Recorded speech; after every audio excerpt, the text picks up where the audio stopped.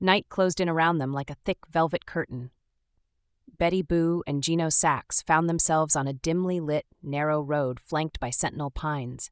Their fixies rumbled on the dilapidated asphalt with a mechanical hum. As thin streams of moonlight filtered through the branches above, a drifting haze hinted at fires somewhere in the distance. Exhaustion tugged at Gino's eyelids, but determination kept him pedaling. By 3 a.m, an old barn sagged into view behind a crooked fence. Naturally wary, Betty surveyed the area. Finding no signs of life, they slipped into a dusty lean-to, grateful for its shelter.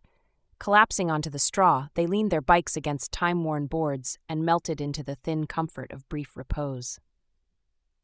But slumber was a restless master, haunted by visions of pursuit. By dawn, Betty stirred Gino awake, the sky bruised with the first light. They slipped soundlessly into waiting fields, the days stretched northward already calling them. A chance encounter on a lonesome highway found them aiding an older man named Leighton, his car disabled. Offering a bottle of water, Betty refused to linger on the roadside, lest their presence invite suspicion. Steering toward unmarked trails, they eventually found themselves facing a barricade. Betty, fueled by relentless resolve, led Gino over it into the unknown, an uncaring wilderness opening its jaws before them.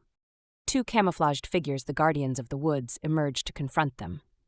Tension crackled until, unexpectedly, they offered assistance, directions to the logging road. The map of escape folded quietly into Betty's directives. The grit of the path soon gave way to the solid ease of pavement as they emerged onto County Route 215. Though their bodies were weary, the horizon still whispered of Raleigh, luring them onward.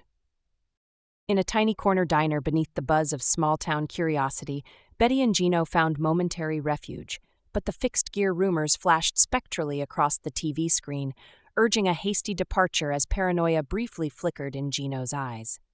As the sun pressed down upon them, a flyer on a roadside board whispered tales of upcoming trials in Raleigh. Despite the forewarnings painted in neon, Betty decided to tread carefully, aware that the muddy currents of fate could rise to greet them at any turn.